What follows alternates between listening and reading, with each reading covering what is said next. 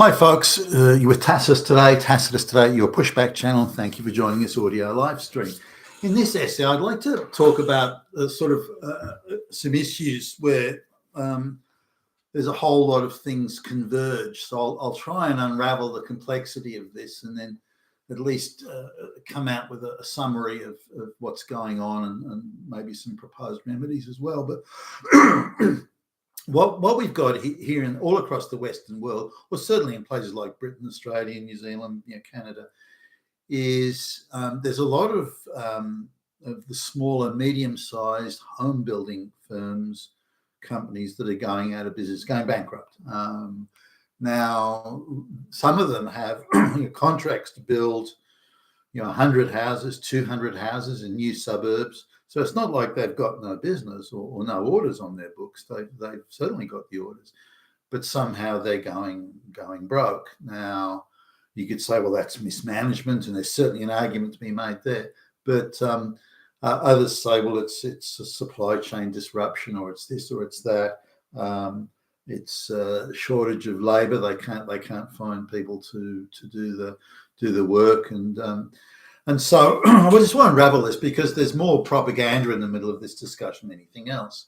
And I was just looking at a few moments ago at a British current affairs show commenting on why builders in Britain are either going broke or on the verge of it. And they've got simplistic sort of, well, if the local councils would just open up more land for development, then all the problems would disappear. That's all it is. I mean, it's just a minor administrative thing, just a bit of administration, bit of paperwork, problem gone. That's, of course, utterly absurd. And I've noticed that really everywhere in every country where they've got this problem, which is most of the Western world, even parts of the United States where you wouldn't think it would happen, but in these areas, they're coming out with the most ridiculous and simplistic things. Well, we just need to increase immigration. That's all it is. It's just a bit of a labour shortage. They'll just do that, everything will be fine. Or we just need to again, local councils, local council government, local government just need to give out more land. Why don't we just reduce the building codes so that and so on. So none of them are actually dealing with the issue. Now, in terms of Australia or Britain, for example, and Britain added, I think, something in the order of 600,000 people to its population last year. Now, a lot of these people are going to need a place to live, and the idea that every single one of them needs an independent household, that's absurd. That isn't the case. But because 600,000 people arrive and natural population increase, the budget that the British government put forward for this the requirement was the building requirement was that 300,000 new dwellings were used. This is in Britain. 300,000 new dwellings were needed. So that's the assumption, is that there's going to be two people living in each building, and that seems to be far-fetched. A lot of the people arriving have relatives. They'll stay with relatives. There's going to be huts and shacks and garages in backyards that are converted into accommodation. There's Pakistanis living in lofts and so on. But then you get the situation where Muhammad comes from Afghanistan, and he's got wife and 5 children in tow. How they all managed to get visas to come to Britain is beyond me. But anyway, Muhammad's got no skills. He's got no education. He's illiterate in his own language. So exactly what is Muhammad going to bring with him in his fight? But anyway, Muhammad's there. So they live in a one-room hut in Afghanistan, a one-room hut. No electricity, no running water. Muhammad arrives in England, and they give him a 5-bedroom house. Freestanding 5-bed, gifted a 5-bedroom house, and he doesn't have to pay anything towards that. It's covered by the British taxpayer, and he gets this 5-bedroom house, that's got running water, electricity. It's got all the mod cons that Muhammad's never seen in his life, and but he thinks he's entitled to it nonetheless. Now, so why would you bring people like that over and who are going to create such an artificially high demand for housing, but without bringing skills or ability? At the best, at very best, Mohammed's going to be a labourer at best, if he even works at all. His wife's not going to work. Sure, the children will grow up to hate Britain and hate Western society and hate white people, but for the moment, they can fill up school places. His wife's his second cousin, so there's quite a lot of health inbreeding problems with the children, so they're going to be a huge imposition on the on the health system and so on. But nonetheless, so you need to be a little bit thoughtful, one would think, about the sort of people that you bring into the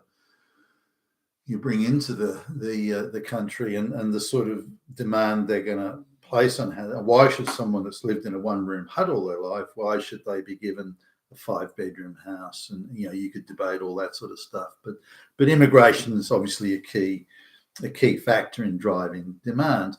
Now, not every single person coming into the country, like this Mohammed and his 5 children, they've got no money, so they can't buy a house. They can't participate in the economy because they don't speak a word of English and they're illiterate in their own language anyway. So by taking a 5-bedroom house sort of out of play, if you will, then that's creating an artificial shortage where none should exist. Mohammed shouldn't be coming in the first place with his 5 children. Nonetheless, that's what's happening. So you're looking at various demands. Why should somebody from a third world country be given, vastly superior accommodation to what they've ever known and they've ever conceived as possible, and jump the queue in front of locally born, people of British heritage? That doesn't seem to make any sense. So there's artificial demand created by mass migration. Now, on top of that, and just as importantly, if not more importantly, in my view, is offshore buyers. Now, the offshore buyers, the Indian Brahmin class, the Russian oligarchs, or Chinese Communist Party general goons, and so on, they are buying up swathes of real estate all across the West.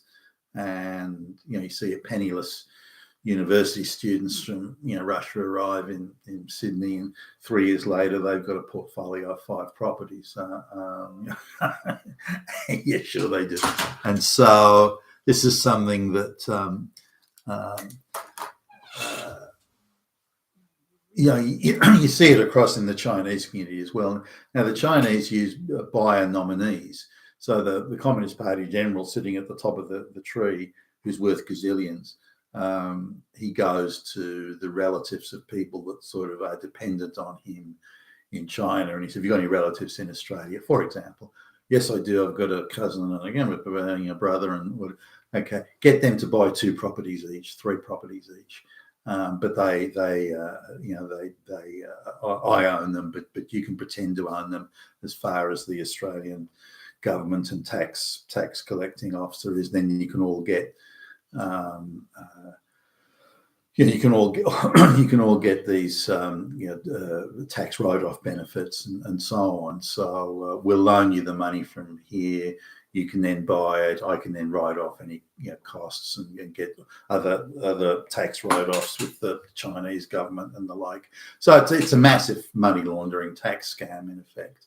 But they do it through nominees, and entire suburbs in Australia are bought up by these Chinese nominee buyers. Indian Brahmins are also very active. And if you go around to property auctions, things like that today, unless you're in the far outer suburbs, away from major transport lines and hubs, you will hardly see a single white person at these auctions and property purchasing inspections.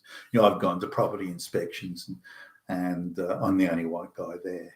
And this is in Australia, for goodness sakes. So there's a massive offshore buying syndicates, and they just use local nominees to do the buying. It's a massive scam.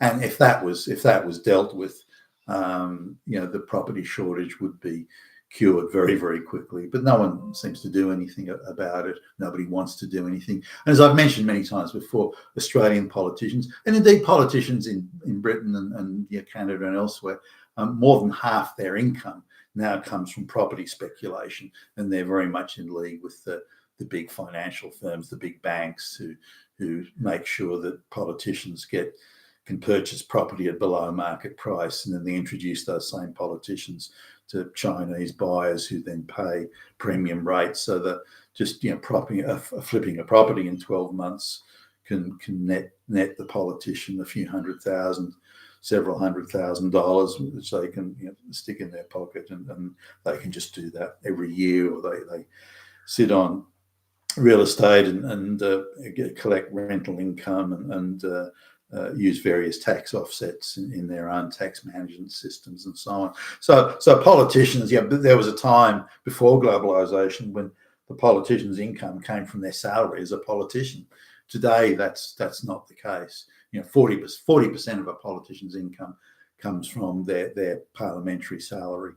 The rest comes from property speculation. So the body politic in the West now is deeply embedded in real estate property scams and the money laundering and the tax offsetting and the artificial market pumping of real estate, very much embedded in it.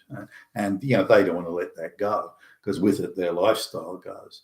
And if you're a politician and formerly you could live in a sort of upper middle class suburb. Today you can't, unless you're speculating real estate. You can't afford to live in those leafy suburbs, where now only 2 or 3% of the population can afford to live in.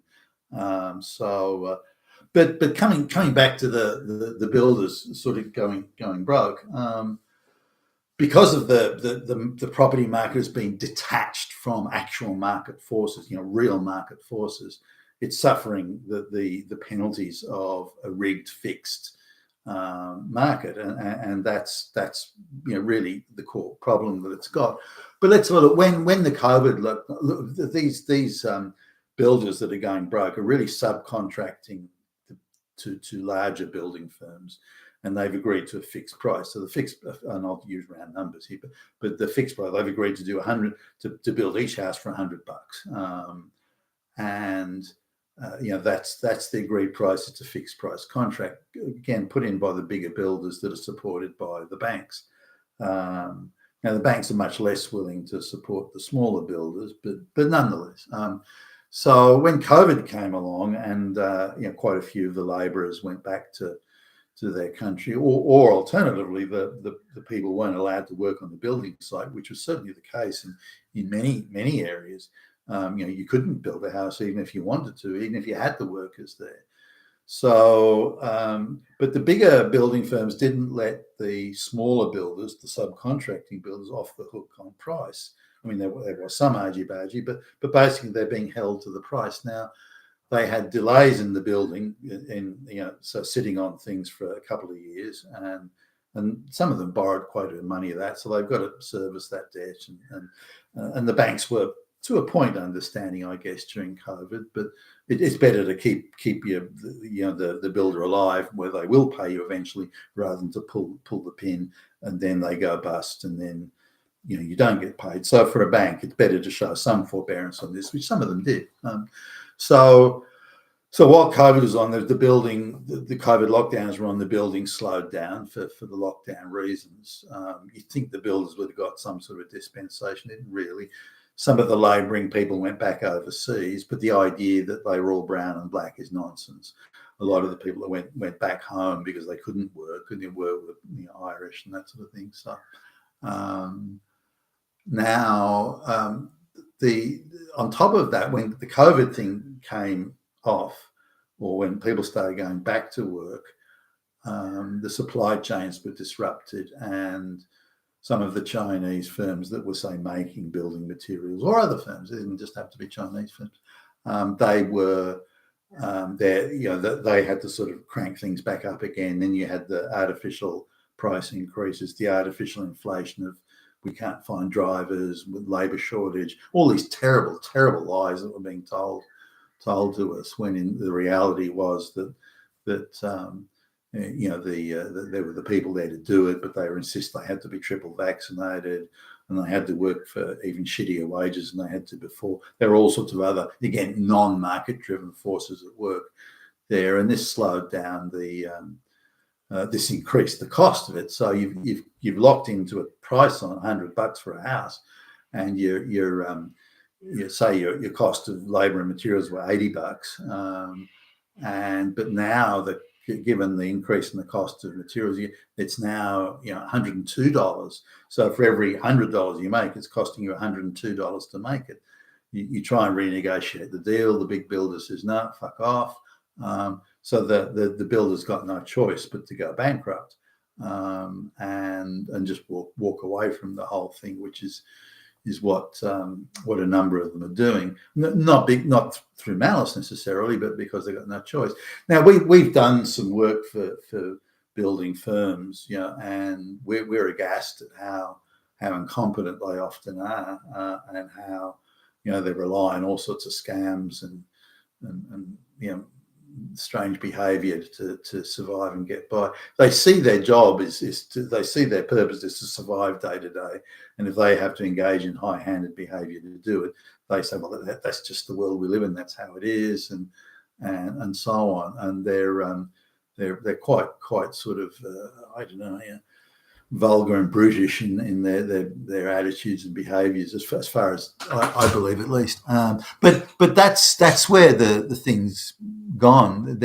Every artificial artifice in terms of non-market forces has come in a perfect storm to bankrupt these guys. And if they were better managers and business managers, some of them I think could have avoided it. But others, where their margins were maybe pretty tight, anything goes wrong, they're fucked. And I think that's what we're seeing. But none of it, and I just want to emphasize this, none of it is natural. None of it is natural. It is all globalist orchestrated scams and